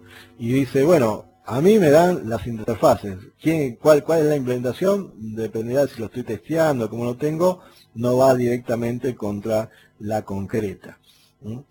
Y después la cosa, a lo mejor, que no estaba tan planteada en lo de Evans, es que ellos tienen un servicio, van a encontrar por acá, un host, lo que se llama un host de WCF, donde tiene un programa, consola, que levanta un servidor de WCF, y es un tema tecnológico que va por encima de aplicación. Es de alguna forma lo que yo comentaba, que podía ser la capa de interfase, pero de interfase a otro sistema. Aplicación no se ocupa de temas, en esta implementación por lo menos, de temas muy técnicos como WCF. Ellos le pusieron una capa por encima de WCF que conversa después por abajo con la de aplicación. Y por ejemplo acá la de aplicación, a ver si lo tengo acá, no, ahora tendré que buscar. Ellos tenían unas clases adicionales para convertir los objetos que están en el dominio, convertirlos en DTO, son assemblers en la jerga del libro de Fowler, para que lo que viaje hacia afuera no sean los objetos del dominio, sino que viajen simplemente DTOs preparados para viajar, en este caso, para lo que necesita la otra aplicación. A ver, acá Fabio Maulo tiene una pregunta. Eso de Application Service era lo que me refería antes. Ah, sí. O sea, en la pregunta anterior Fabio había hablado de Domain Service, y justamente los Domain Service son los servicios esos que son, digamos, los ayudantes a todo el dominio. Pero el Application Service sí. O sea, Evans creo que no usa la palabra service ahí, pero prácticamente todos nosotros usamos eso porque para nosotros la vieja implementación del Service Layer que me aísla de todo lo que tengo por abajo. Vean que Application Service no está orientado a WSF. El Application Service es simplemente un punto de entrada lógico. Podría estar orientado a WSF, pero vean que esta gente no lo hizo y me parece bien. Está orientado simplemente a decir, bueno, me viene alguien de afuera, me pide, tengo que hacer el booking de tal carga y tengo que entrar por acá. Y él empieza a ordenar todo lo que hay del dominio, como por ejemplo hacer transaction scope y demás, que a lo mejor el dominio ni tiene que estar enterado. Y bueno, después el resto de la parte de presentación es una presentación web por ASP.MVC, y los controles interesantes lo tienen aparte, tienen todos los controles en una aplicación aparte. Supongo que así se les simplifica hacer no solamente el testeo, sino el code cover, sacar algún porcentaje de métricas y demás. Y después tienen la aplicación web tipo MVC de ASP.NET MVC. Estaba tratando de buscar dónde tenían los assemblers esta gente. Ah, acá están. Vean que cuando ellos tienen que trabajar con WCF, hay assemblers, ustedes lo van a encontrar eso en el libro de Fowler, que son los que agarran el cargo, que este cargo es del dominio, y lo transforman en el cargo routing DTO, que es lo que necesita la parte de presentación mostrar. Pero esto es un tema de armado de distribuido, ¿no? O sea, por ser distribuido se necesitó hacer un DTO que cumpla con a lo mejor algunas obligaciones de lo que tiene que ser algo de DTO de acá. No sé si acá tiene algo raro este DTO. Ah, sí, como me lo imaginaba. Este DTO tiene todos los atributos para ser compatible con WSF. Tiene todo el contrato de servicio de WSF. Vean que hasta la pata hay un leg DTO para las patas del itinerario y demás. Y en un viaje viaja el cargo y todo el ruteo de esa carga. Y para que esto no está en el dominio, tampoco está en application, y está en la parte esta de arriba tecnológica que se comunica con el resto del sistema tecnológico. El tema de ese assembler fue algo. Vean que hay otras ideas de hacer viajar realmente el objeto de dominio. A mí me parece que no sé si vale la pena y para eso directamente trabajar con algo más puro como es un DTO y tener manejado eso de una forma más tranquila. A veces hay que hacer el precio de tener dos clases más. Hay que tener el DTO por un lado y el assembler por otro. O sea, dos clases más aparte de lo que ya teníamos de carga. Bien. Podríamos seguir así. Bueno. Y quería presentarles algunas ideas para ir terminando y así abrimos la discusión. Solamente presentar esto, pero así rápido, porque me gustaría que se discutiera más sobre lo anterior, que es que está flotando en el aire conceptos de Command Query Responsibility Segregation, basados en ideas de Bertrand Meyer, que fue el inventor, entre otras cosas, del lenguaje Eiffel, inventó el concepto de Command Query Separation, que es él dice, Meyer, cuando ya trabajaba con objetos, no con dominio ni nada, simplemente con objetos, que de pronto los objetos deberían tener métodos que sean, o métodos comando que reciben algo y actúan sobre el objeto, pero que no devuelven un resultado, o del estado, y un método consulta, que simplemente dan información del objeto, pero no lo modifican. Entonces, un caso medio raro que siempre discutía Meyer con otros, era, bueno, que hay algunas veces que hay métodos como dentro de una pila, hacer un pop, que de pronto me devuelve algo y también cambia el estado interno. Pero bueno, la idea es interesante, es tener, yo no mando al objeto, o en este caso, si pasamos a dominio, yo no mando un DTO con, digamos, los datos nuevos de un cliente. porque el cliente modificó datos, sino que le mando un comando, algo, un objeto que representa lo que yo quiero hacer contra el dominio, y la idea de todo esto es decir, yo no mando de nuevo los datos del cliente, porque me cambiaron los datos del cliente, sino el cliente se mudó y esta es la nueva dirección. O sea, por cada uno de las operaciones que hago contra el dominio, no se le manda un DTO simplemente con los nuevos datos del cliente, sino se mandan comandos que tienen información, objetos, de alguna forma que tienen la información y de lo que yo quiero hacer contra el dominio. Entonces, Greg Chown, que es digamos, el gran promotor de esto sobre el tema de DDD, dice que uno trata de descubrir los comandos que son digamos, lo que yo llamo las patadas que le tengo que pegar a ese organismo para que trabaje y haga algo el dominio de abajo. Mientras que por otro lado tienen las consultas. Como un ejemplo que les voy a dejar después los enlaces para bajarlo, creo que estaba en la PPT, pero no sé si lo tengo acá, para que vean una idea, la gente si tengo que cambiar el nombre de un cliente, esta gente arma todo un objeto con el nuevo nombre, donde se le manda al dominio, mira, este es el ID del cliente que tengo que cambiar y este es el nuevo nombre.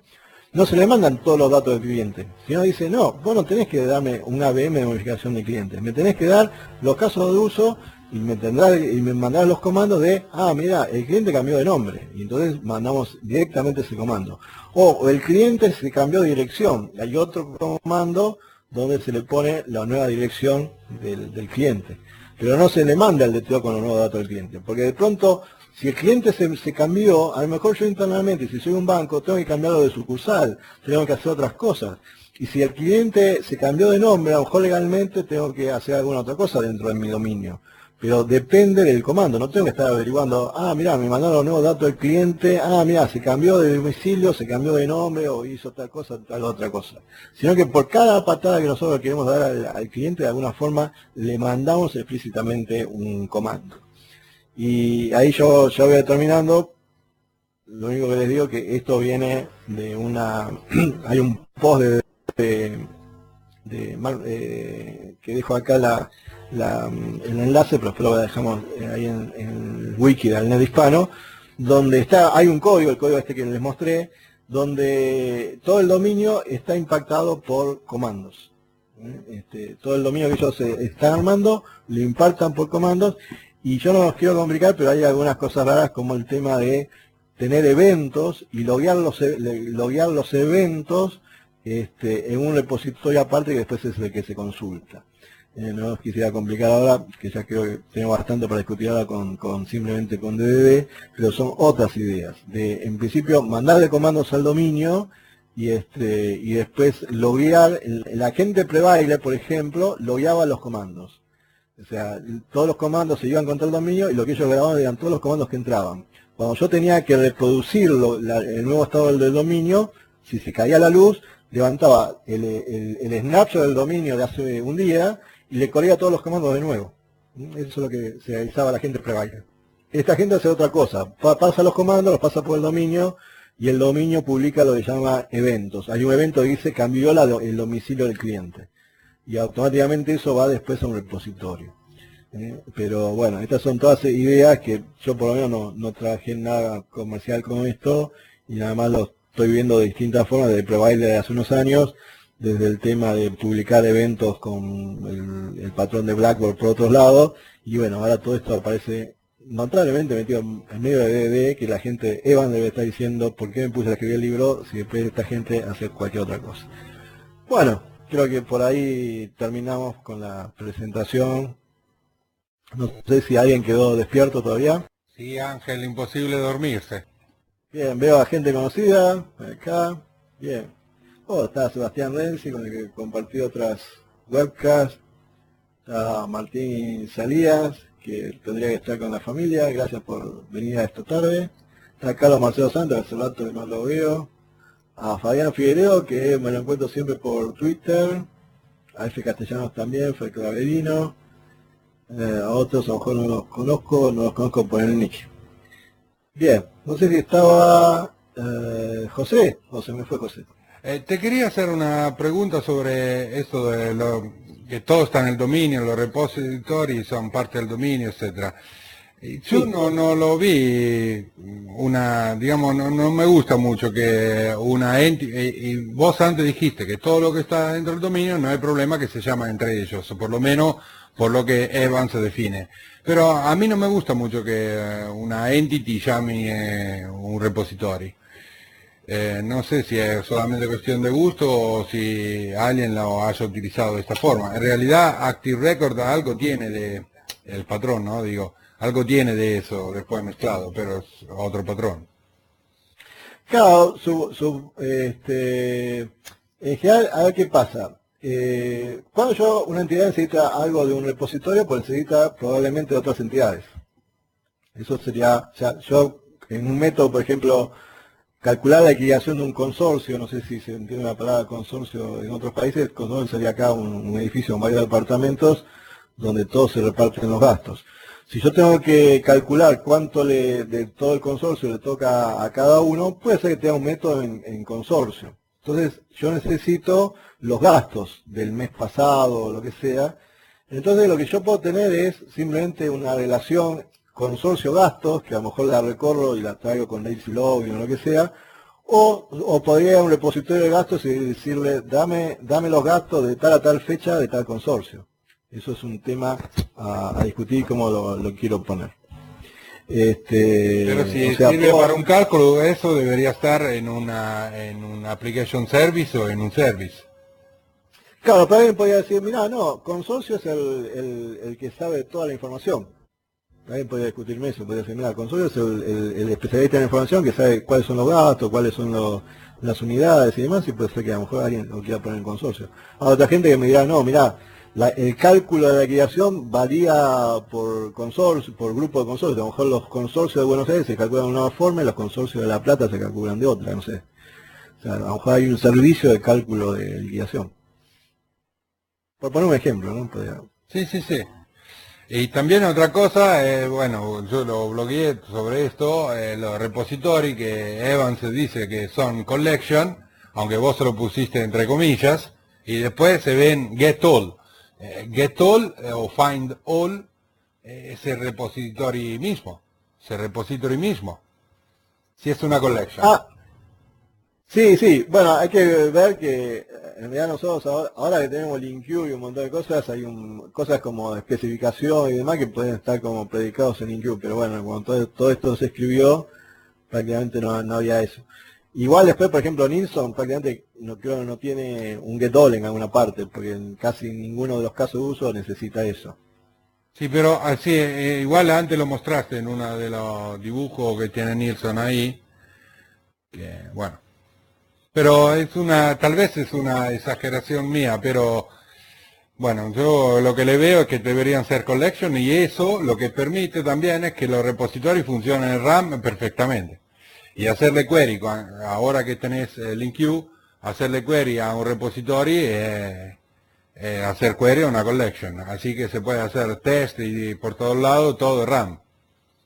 Sí, realmente LINQ es un gran invento. O sea, LINQ ha hecho posible que ahora los repositorios tengan otro sabor ya, ¿no? Sí. Es una forma de implementar. Uno de los problemas que le vi a eso, del repositorio y todo de RAM, de hacer query, digamos, utilizando LINQ, es que la responsabilidad de cómo hacer query a donde el repositorio persiste de verdad, se delega a alguien más. O sea, en una query LINQ puede ser buenísima para RAM, pero no optimizada si se va a persistencia. Bien. Entonces, es como que está delegando la responsabilidad de cómo interrogar el repositorio físico a un service, y no al repositorio. Esto es la cosa que le vi, uno de los problemas que le vi.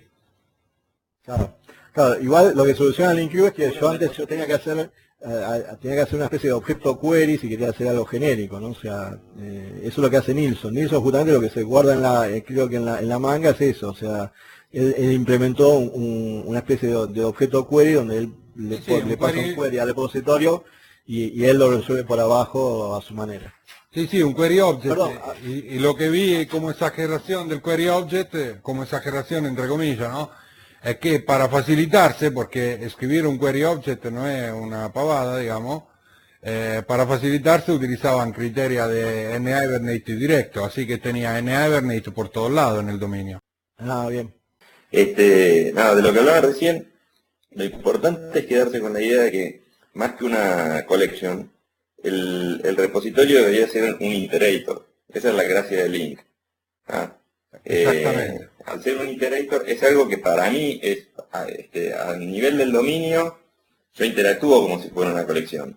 Pero en realidad es algo que yo recorro. Eso es y lo interesante de tener un iterator es que yo no tengo, digamos, la implementación final, sí puede estar moqueada atrás y todo, pero puede ser que yo hasta tenga el repositorio que estoy usando, podría tranquilamente ser la misma interfaz y yo podría estar haciendo la diferencia entre memoria y disco o cualquier otra cosa por detrás de la implementación incluso.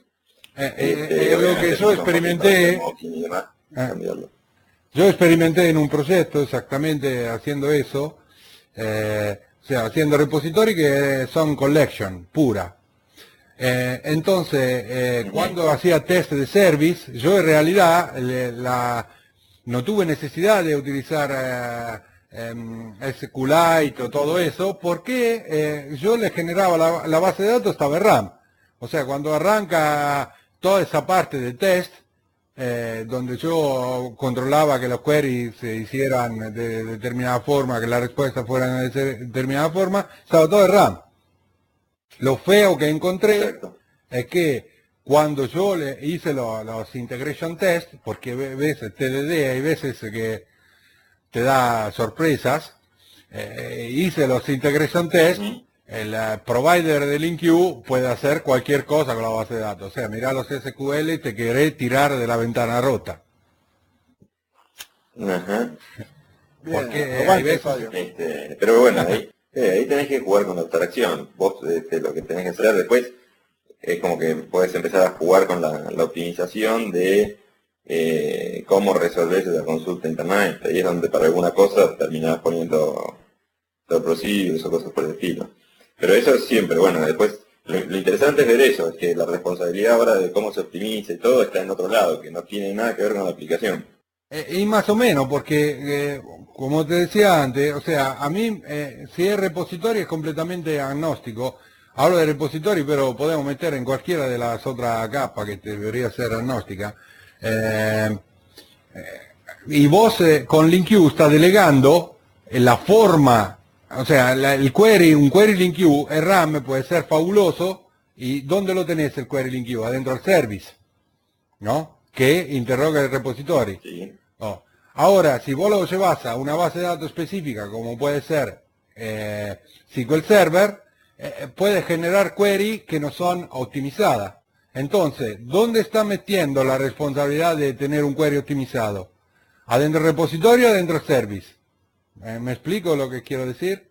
No, en realidad, sí, en realidad deberías tenerlo en el más abajo en el provider de link que vos estés usando, porque eso depende si vos estás usando link to SQL, si estás usando link to entities o si estás usando link to NHibernate, por ejemplo. Claro. Lo interesante es que la consulta link, el tema es no pegarse con cuestiones específicas de la implementación de uno de esos providers de link, y tratar de hacer cosas más o menos genéricas. Sí. Lo bueno es que te queda la misma sintaxis en todos casos, sí. Sí. Si no, lo otro, recordar que los repositorios que planteaba Evans, era una época donde no había LinkU ni nada, y bueno, él planteaba, bueno, yo puedo poner en el repositorio get facturas entre fechas, get facturas vencidas, get lo que sea, y después por abajo lo implemento como sea, o sea, con toda la optimización posible, en un DAO que a lo mejor está más abajo que el repositorio. O sea que después después él plantea que en algún momento sí, es interesante tener un repositorio donde yo le pase una especie de predicado cualquiera y me devuelva lo que cumpla con ese predicado. Esta cosa Si es quiero, lo interesante, hago. esta del DAO bajo repositorio.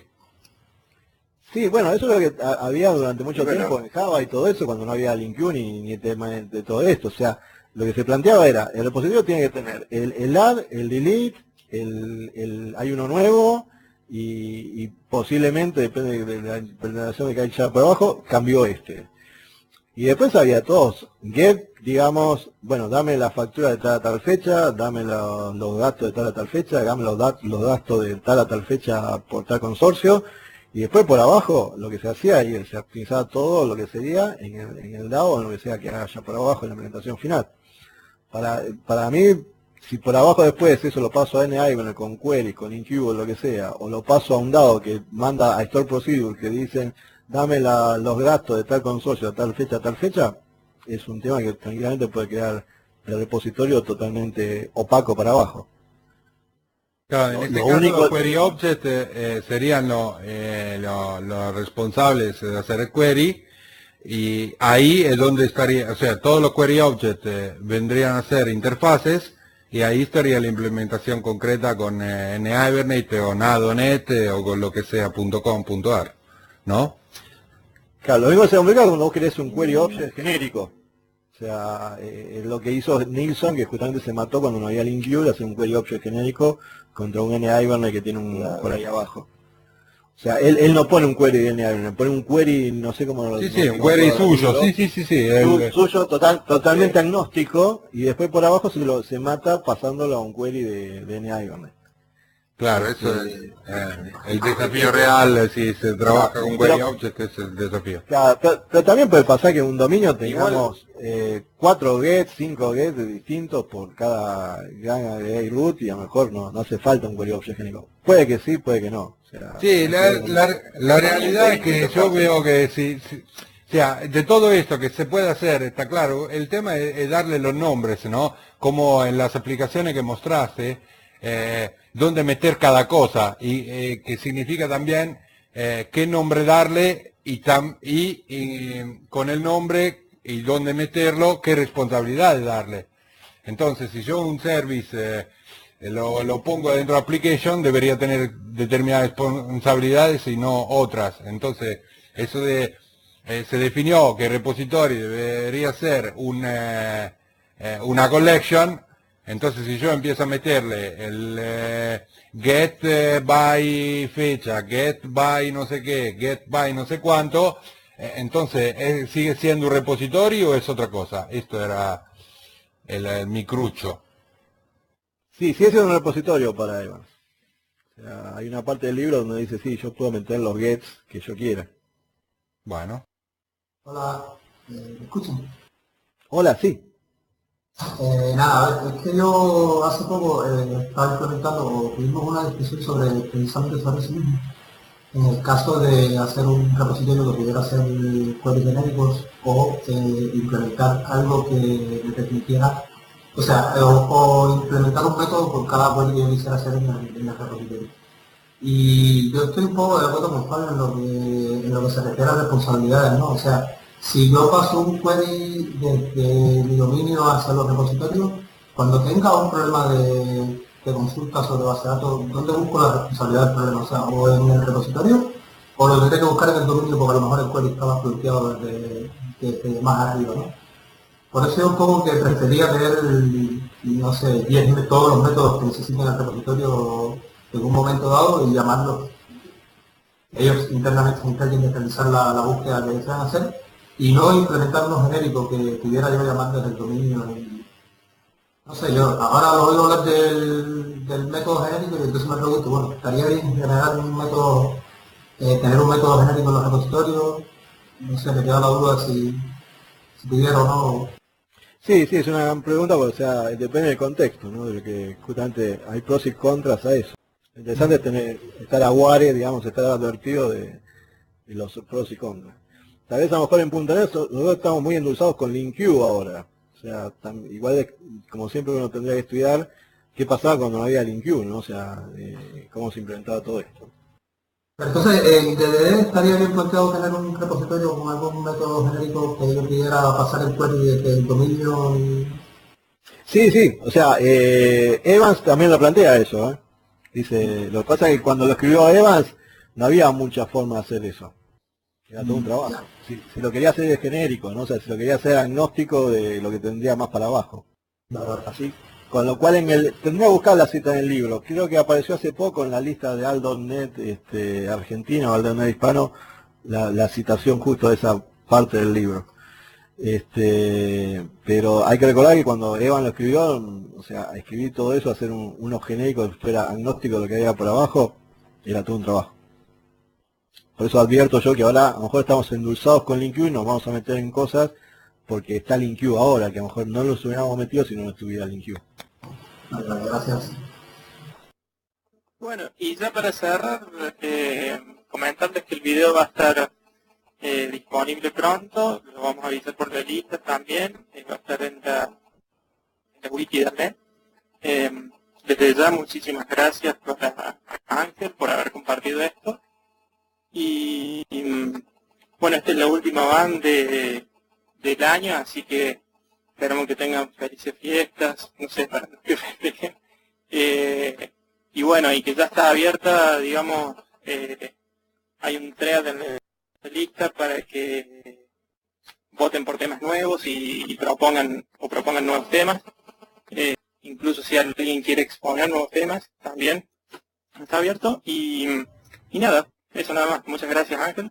Muy buena la presentación. Si bien tuve un inconveniente y se me cortó la luz, bueno. gran parte. Una cosita más. Un saludo a Jorge Gamba, un reconocimiento que siempre estuvo en todas las van y bueno, hoy tenía un tema personal, sí. Pero un agradecimiento también para Jorge.